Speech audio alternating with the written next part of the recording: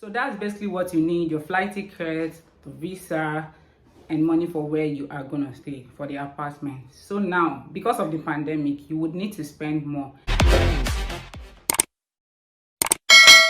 Hey guys, and welcome back to my YouTube channel, bbmirasworld. Here again, if you're stopping by for the first time, please consider hitting the subscribe button and subscribe to my channel. But if you're not, thank you so much for always sticking around. So in today's video, I'm going to be totaling the cost of traveling to Kenya in 2021. A lot of you guys told me to make this video for Kenya and for Tanzania, but I'm here with the Kenya first because Kenya was the first country I visited before Tanzania. So let me know in the comment section below if you want the total cost of traveling to Zanzibar in 2021, I mean when there is pandemic. And also, before I start this video, I want to say a big thank you to all of you that followed my journey from Kenya to Tanzania and back here in Nigeria. I know I complained a lot, but a whole bunch of stuff happened and I'm done complaining because I'm back home and I'm super grateful, happy to be alive, to be here, and to also be talking to you guys right now. Anyways, without talking too much, let us just head straight into what this video is all about.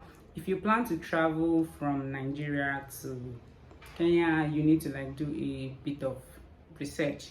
So the research started from how much is the visa, where am I gonna stay, how much is COVID test, and all this stuff. So yeah, the first thing I did was to research how long I need to get the visa and how long the visa takes. So if you're traveling to Kenya, you need to get a $50 visa and you have to register online on their official government portal. When you register for tourist visa, which is about 3 months, yeah, so you get a 3-month visa after registering. For Kenya, it takes you 3 working days to get your visa if you don't have any issues.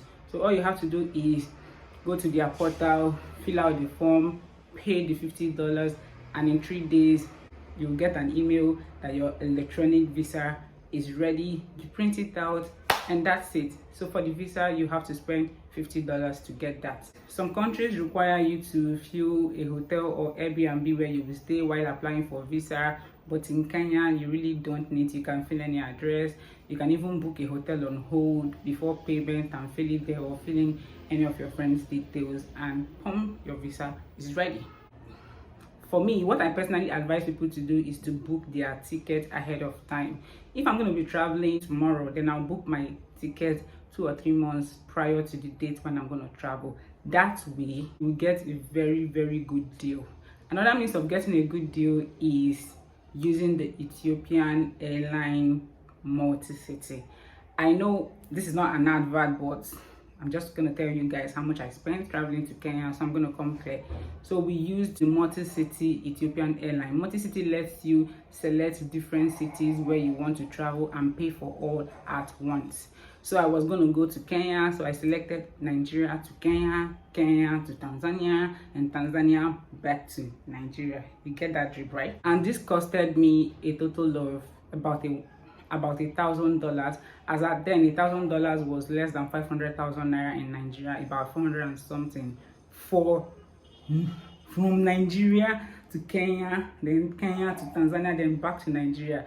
If you check one-way flight from Nigeria alone to Kenya is about close to 300k, and then from there to Tanzania coming back you have to spend up to 800 or 1 million. But using multi-city, it halves the cost for you, and then booking way earlier before your flight time. For the hotel and Airbnb where you stay, for me, I like traveling on budget, so I chose very cheap Airbnb, cheap, affordable, and conducive, and I spent about $20 per day. So the Airbnb was about $20 per day. Even though I changed locations, I'm going to come at that. But let's say you're staying for 1 week, $20 times 7 is about $140. So if you calculate $140 plus $1,050, that's about $1,190. But for me, I stayed 2 weeks and I didn't stay in one Airbnb, so I have to move from one place to another, which is, some places were above 20, but let's just use 25. So I stayed in the Airbnb for 14 days for $25. So that's like an average, right? So you get what that means, right? So that's about $375 for 2 weeks for 14 days. So Add $375 to $1,195.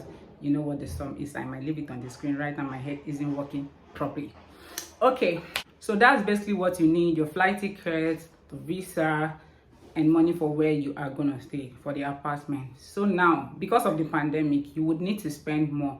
Here in Nigeria, coronavirus test is 3,000 naira, which is about $100. So before you leave Nigeria, you're going to like take a test here, which is like $100, and when you get to Kenya, it is $50 in some hospitals in Kenya and $100 in some hospitals in Kenya. So it depends on where you want to go. Of course, you always go for something cheaper. So let's say an extra $150 for corona test going to Kenya, like from Nigeria, and coming back, and you're going to repeat the same thing coming back. That means you're going to go test again before leaving Kenya and test again when you come back to Nigeria, which sums it up at how much?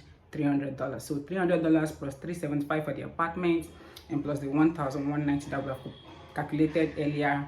You know what the sum is, right? So now let's talk about food. It depends. If you're traveling on a budget, for me, when I go to places, I like trying new things, and you don't know how that much will cost. Because I make videos, I might have to go to some places and try out new things. So for food and all, I budgeted about $300 because I was not meaning to stay 2 weeks in Kenya, but because of what happened, I had to stay. So let's say I spent more than $300 for food. Going to places, to be sincere, I am not lying, Kenya is expensive. Nairobi, Kenya is expensive. I know Mombasa is a bit cheaper and all that, but traveling Kenya is expensive because, you know, there are lots of places to visit: the wildlife, the zoo, the parks, and all those places. You have to pay a huge amount of money to visit those places. I'm not gonna say I really regretted, but I spent up to $200 in National Park the day I went, and I really cried because that wasn't my budget and I wasn't expecting to pay that much money. Okay, what happened is that the gate fee for the National Park is about $35 if you're not from Kenya, and then you need the van to take you around. The van is about something dollars. You need to pay this, pay that. At the end of the day, I don't know how, but from my calculation, I spent up to $200 just visiting one place. So if you want to travel to just visit beaches and cool places, you might have to spend less. But if you want to like do adventure and, you know, go places, explore and all that, you need so much money in your pocket. Summing everything up, you need money to take care of yourself, which is more like for food. So let's say if you're traveling for a week, you can budget $300. If you're traveling for 2 weeks, maybe $500. I'm not saying you're going to spend so much. I'm a content creator, and traveling entails going to different places and making videos. So I budgeted about $300 to pay for the gate fee, and all those stuff. But some places were a little bit pricey in Kenya, Nairobi precisely. So I had to spend over my budget. So let's say $300 for food or $500 for food. You might need another $300 or $500 to visit places, to explore. You like adventure, right? Then your money should be ready. So that's about $1,000. $1,000 for the ticket, $50 for the visa, $300 for corona test back and forth, and Airbnb about $300 or $375. That was our calculation earlier, right? Mind you, I'm not trying to discourage you from traveling. I'm just trying to let you know that traveling during the pandemic is a little bit pricey. It's way higher than expected. When I went to Ghana, it was a really budgeted trip, and I didn't spend so much. I know Ghana is, I know you say Ghana is close to Nigeria, but I mean removing the flight ticket. If you ask me, I would say Nairobi is a bit pricey because I went down to Mombasa, I spent less, and so I think Nairobi is a bit pricey. So if you plan visiting Kenya, you should just look at your pockets. And I used to advise people that, you know, do your research, start planning early, save money, just so if you meet some circumstances the way I did, you can be able to like save yourself from that. This COVID thing is really something else. Sometimes you might just say, I have only $50 to do the test, and the test will come back positive. You have to pay for Airbnb again. You have to save money. You have to look for ways to get money to test again. So these are the pros and cons of traveling during the pandemic. So I hope I was able to split the cost down and make you understand what you need. If you're going to be traveling on budget, you have to be, you have to be very careful. You can take cheap Airbnbs for like $15 or less. You can eat less, you can visit less places that requires gate fee. You can visit more places that does not require a gate fee and less of the ones that require gate fee. I mean, you just find a way and walk around it, and you're good. I don't know the totals of everything I said, but I'm just going to leave it on the screen here while editing this video, just so you have an idea. And I'm not saying that you have to spend how much I spent. You might spend way below, you might spend way higher. It depends on how well you can manage things, and pretty much that is what it is.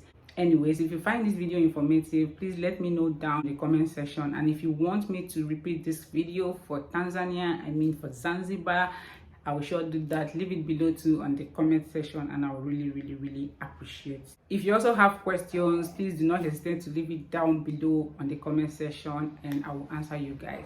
I hope you enjoyed watching this video as much as I enjoyed a few minutes. I guess this brings us to the end of this video. If you love this video, then do not forget to like, share, subscribe to my channel, and I'll catch you guys in my next one. And until then, bye.